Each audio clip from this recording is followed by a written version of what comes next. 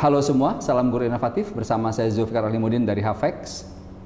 Dan saya Miss Cika dari SMP SMA GIBS.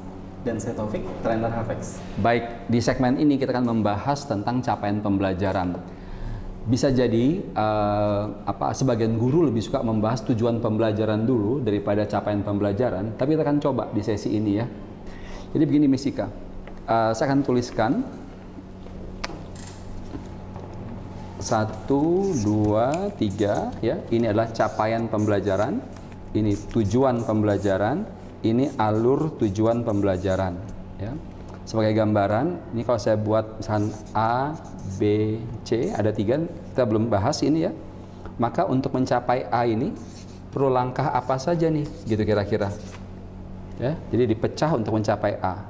Jadi untuk mencapai B 1, 2, 3. Untuk mencapai C 1, 2, 3 begitu ya.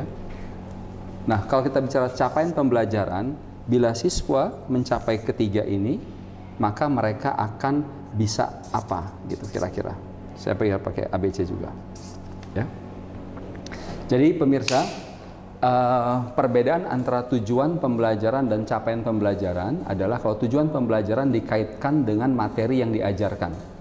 Kalau capaian pembelajaran adalah setelah mencapai tujuan pembelajaran, maka siswa akan lebih siap atau mampu belajar apa gitu.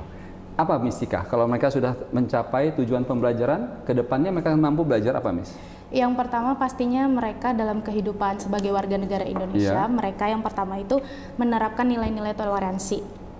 Oke, nah ini kita bahas sebentar. Kalau bicara tentang menerapkan nilai toleransi, itu bukan capaian pembelajaran, tapi itu bagian dari tujuan pembelajaran di bagian karakter. Ya, karena itu adalah sikap ya atau perilaku yang muncul setelah belajar ini, gitu ya. Nah, jadi catatan. Kemudian, nah kalau ini mungkin yang tadi, Miss, mereka bisa mampu belajar tentang keberagaman, ya, begitu. Keberagaman. Oke, meskipun saya agak bingung sebetulnya, kok belajar SARA dulu baru keberagaman ya, nggak kebalik ya? Iya, saya sebenarnya melihat dari buku panduan di sini, itu dia mempelajari tentang SARA dulu baru keberagaman. Oke. Bagaimana sebenarnya SARA itu kita menjelaskan mengenai identitas. Identitas dulu baru keberagaman masyarakat Indonesia. Jadi dipertajam dulu maksud dari isu-isu terkait SARA, maka bisa kemudian belajar tentang keberagaman. Iya, benar. Oke, kalau gitu CP yang pertama adalah tentang keberagaman.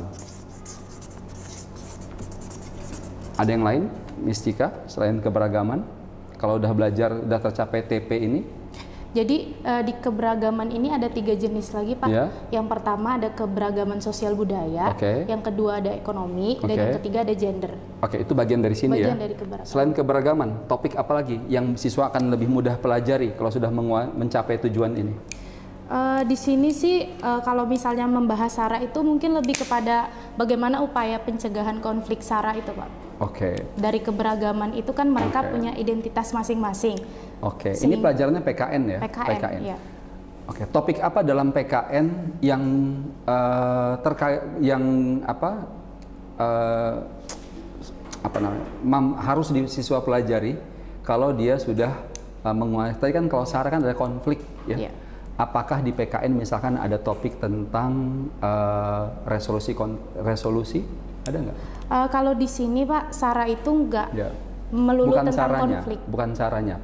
Topik lainnya apa? Iya, jadi sebenarnya di upaya pencegahan itu ada 3 juga, Pak. Ada preventif, represif, sama kuratif. Itu bagaimana mereka menyelesaikan permasalahan-permasalahan mengenai SARA itu, Pak.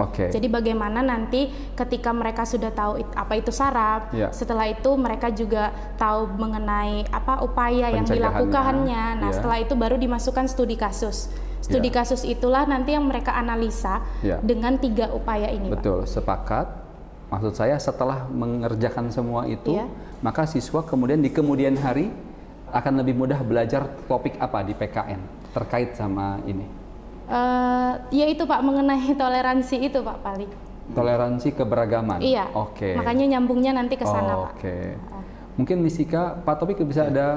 Saya terpikir satu topik yang di luar dari SARA tapi juga berkaitan Pak, seperti diskriminasi. Diskriminasi. Iya. Nah, diskriminasi ini ada nggak judul chapter khusus di PKN?